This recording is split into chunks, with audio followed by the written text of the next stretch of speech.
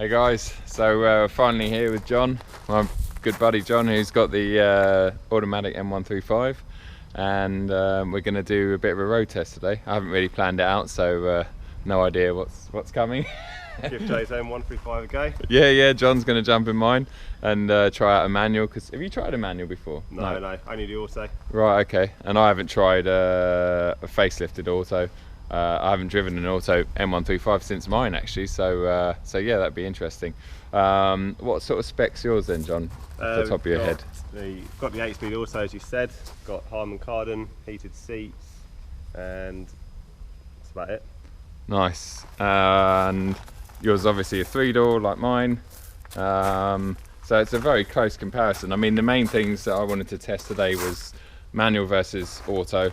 And also John's hasn't got the adaptive suspension, which my first car didn't either, and I must admit I didn't really miss it or think that it struggled without it, but now that I've got the adaptive, there's a noticeable difference between the comfort and the sport, but I'm never happy in sport or comfort. Comfort seems a bit soft and sport feels a bit stiff, so it'd be interesting to see if I have a feeling that the standard setup is actually probably the key setup, and it's a shame that you can't have the three options on the adaptive suspension. The spec on my car, I thought it would be quite entertaining to this is how dedicated my dealership is. I didn't know the actual spec of my car, I know it roughly, so I just contacted them this morning and asked them if they could leave me a message, and this is what I got. Hi Joe, it's Jordan here from China's BMW in Howsham. I hope you're well. I just wanted to run through the final specification for your BMW M135i. It's a 3-door Alpine whites with black Dakota leather, adaptive M Sport suspension. You have the windscreen with the grey shade band. Got the model deletion to the side and to the rear, brushed aluminium trim with black high gloss finish. Got the electronic glass sunroof, you've got sun protection glass, exterior mirrors, folding and auto dimming, through loading system, heated seats to the front, high beam system with the adaptive LED headlights, the BMW advanced loudspeaker system and the professional media package, along with the driver comfort package. So very rounded, very well spec'd car. Thanks Joe, take care, bye for now. So yeah, there you go. That's Jordan, my salesman from Hailsham. Can't recommend him enough. Plugged him a few times. But anyway, so let's get on the road and do some driving. But yeah, here's the two cars. There's mine, automatic 3-door with adaptive suspension, and there is John's lovely one. Sorry, mine's a manual 3-door, and John's is an automatic 3-door with the non-adaptive bit in the S-Thrill, so it's beautiful. I'm a bit envious of that colour. But we're just actually having a chat about colours, and I was saying I'd actually be happy with any of the colours in the M135, and John had a good point. He said you always want the colour that you haven't got, which is very true. But they're all great colours, so no regrets. Right, I'll speak to you in a bit. Cheers, guys.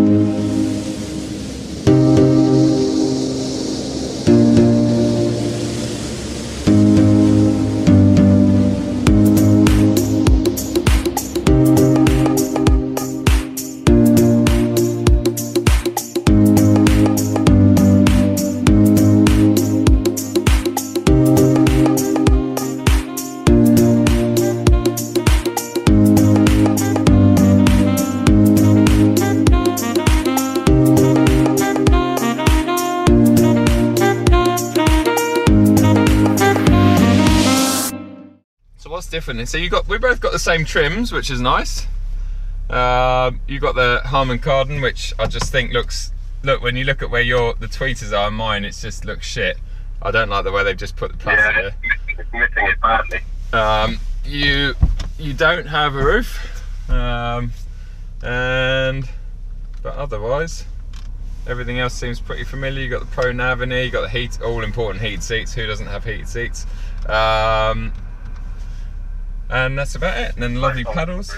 Yeah. Okay. Well, I'll just pull out of here, but I'll be following you because you're the man who knows where he's going.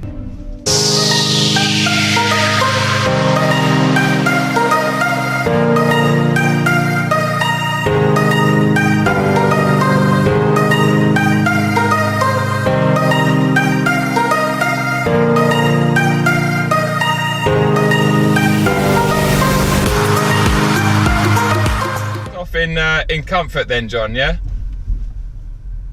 Okay, back to comfort. Yeah, just so... And if there are some niggly noises in this car, it's because John's so fucking lazy he's left his bike in the boot. So there might be a bit of bike sliding action going on, but we're just going to take it easy to begin with. Start, stop, off. Can't get comfortable. No, I was the same. I kind of think I'm comfortable, but I'm probably not exactly right, so... You're good to come out. Thank you.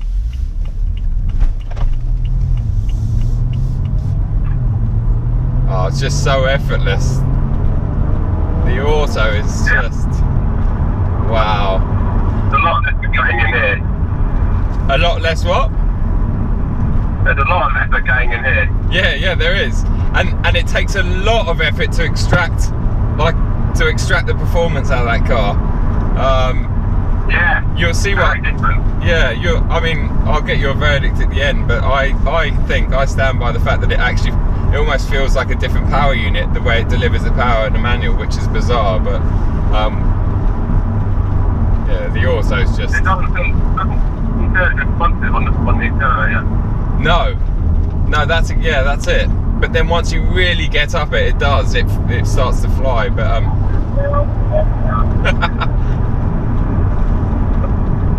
so yeah, automatically your ride to me feels good. It feels, I would say, as good as my comfort setting. So it'd be interesting once we get in some bends, see if it feels like it rolls more. Because obviously play around with the settings and that, but once you stick it in sports, you'll notice it instantly just, stiffens up.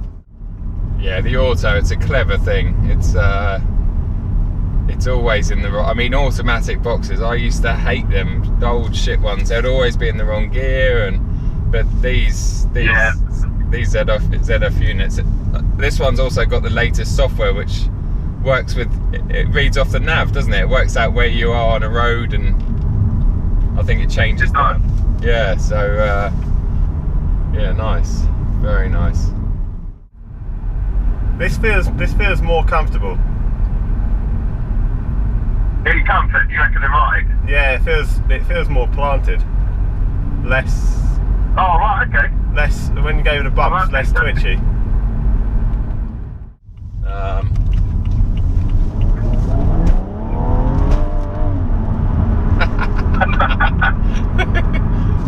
I'm putting it in sports now, just just so I can get the noise, the sound effects.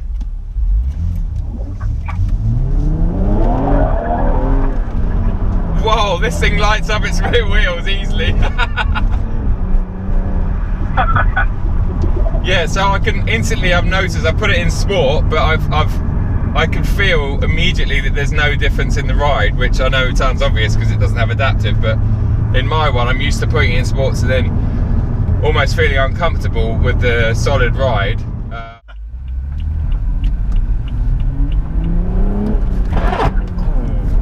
Ouch. Sorry, gearbox. Yeah, it's still quite stiff, but now it's new, John. It was really notchy, really notchy. And now that it's done 4,000 miles, it's certainly loosened up. Or 3,000 miles, but it's still, I think, second to third to fourth, not easy.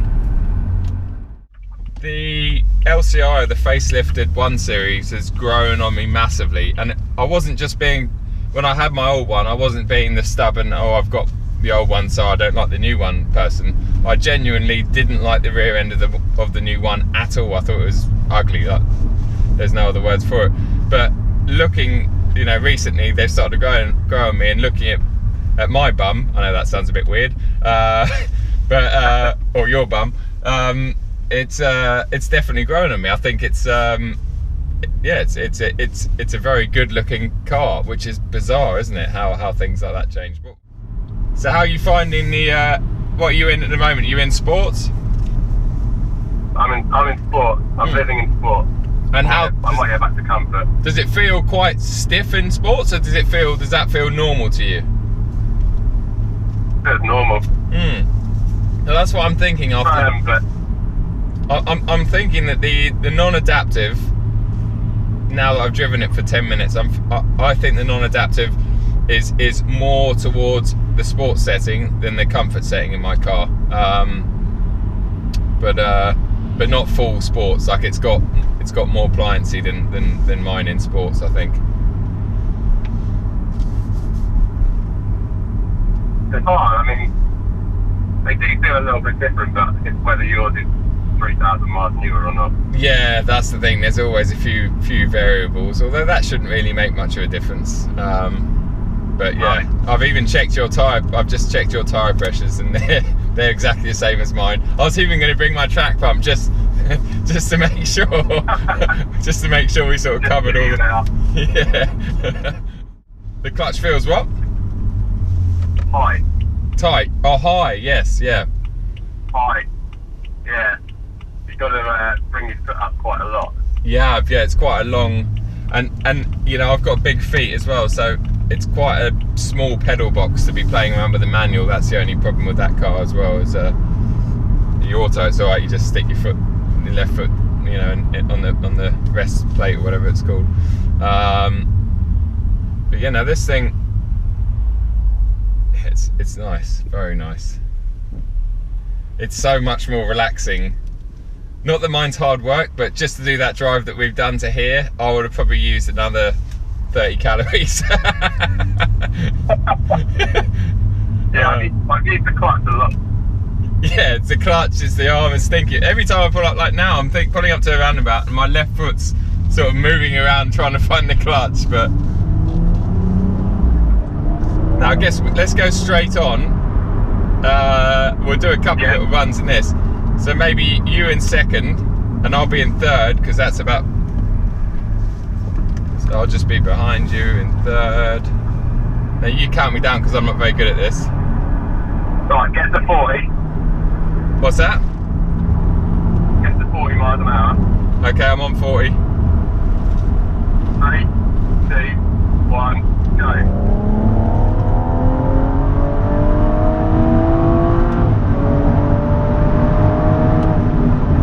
Yep, there's nothing in it.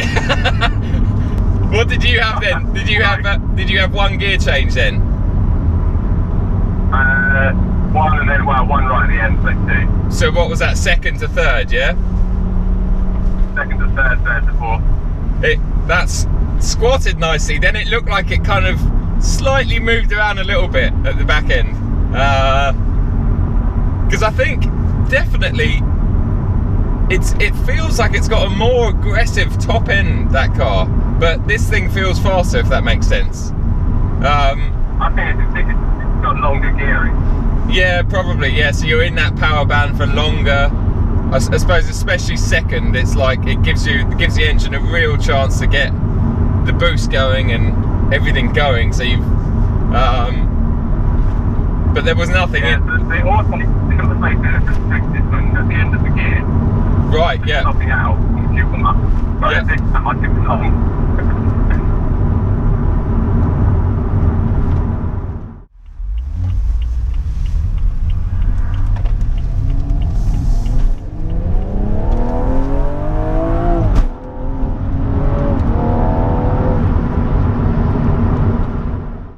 Short shift then coming out and back off the accelerator a little bit then, just because of the gear changes. Now John's not used to my car, so he's probably not as fast as changing the gear, and it is a little bit notchy, as he was saying earlier on, but I could see where he was changing gear there, because this thing was just relentlessly catching him. It was almost like this, you know, there's hardly a pause in the way this thing changes gear.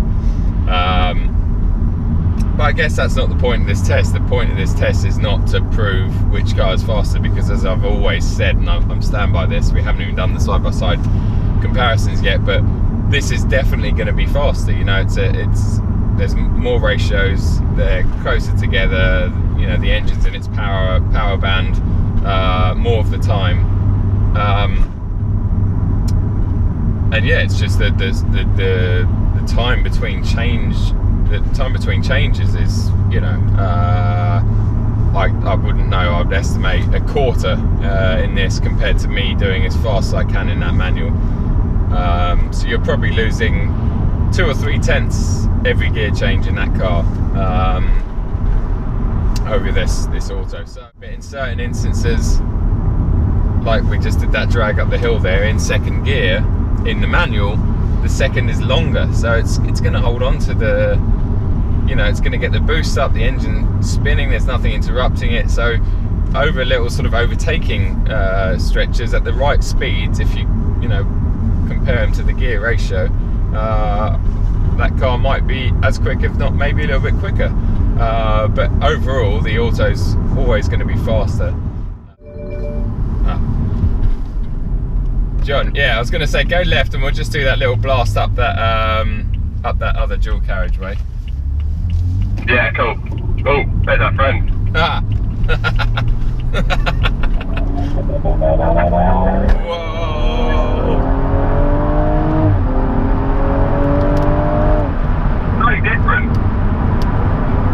It's so different, yeah. Oh, that thing makes some great sounds anyway. This feels more linear. Yes. Like smoother delivery, more. It doesn't jump around. I think the auto jumps around between gears, and it's so responsive that you get, it's quite jerky sometimes. Sure.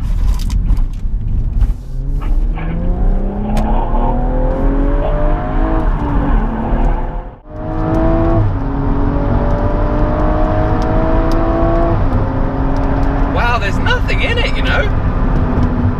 Right. I'm actually really surprised because I couldn't see there where you, obviously you must have got a really good gear change in there, because I didn't see. Yeah, I'm quite good. Yeah.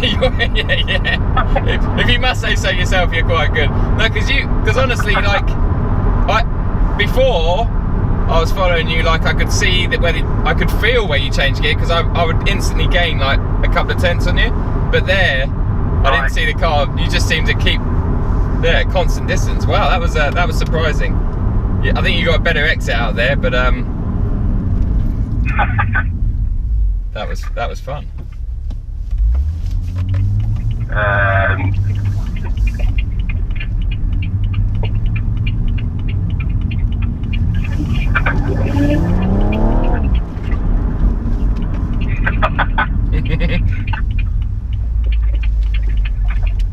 I thought we were going to do some donuts in the field. Yeah, I thought about it, and then I thought, no, I'll put the brakes on and make you go into the back of me. Can you imagine the carnage with all those rocks? It'd be awesome. The cars would be finished. Right.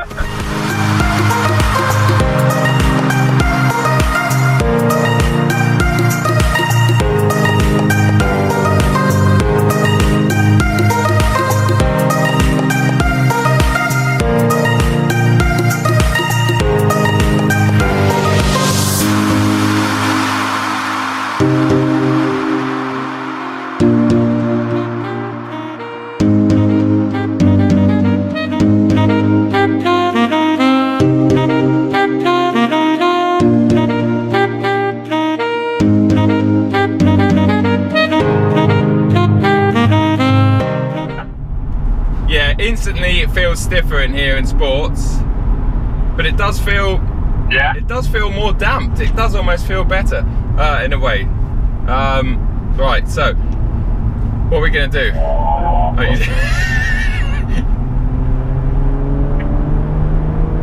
There's so much more instant power in this. Yeah, no, there is.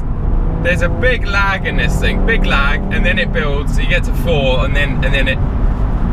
But that's what I mean. It's funny because like when we were doing those comparisons, there was no difference in top end speed, but you have to be wringing this one's neck to get that. If you're driving at 50%, that thing's quicker everywhere. Let me just put alongside you. Right, let's slow down to 40 again. Right, and you count me down. Right, 3, 2, 1, go. So you got a bit of a jump on me there. Yeah. So yeah, you got a bit of a jump on me there, but you also pulled a bit when I went to change gear. It's just that thing just relentlessly. It's like when I took mine drag racing and I was racing that crazy Monaro thing that had like 500 and something brake, and the first thing he said to me was, your car just keeps going. It's almost like it's an electric car. There's no give up, there's no, it just goes and goes and goes and goes. Whereas his Monaro, he had a big mechanical gear change or 2 or 3 to contend with, and every time he changed gear, I would make half a second on him, you know. So and I could see that there, although I didn't get the best gear change. But yeah, we need to try and somehow do a standstill. Where can we do a standstill?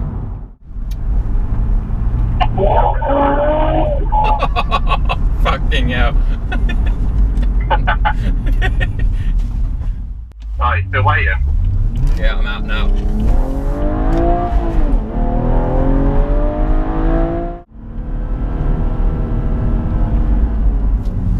Right, you count me down, John. 3, 2, 1, go.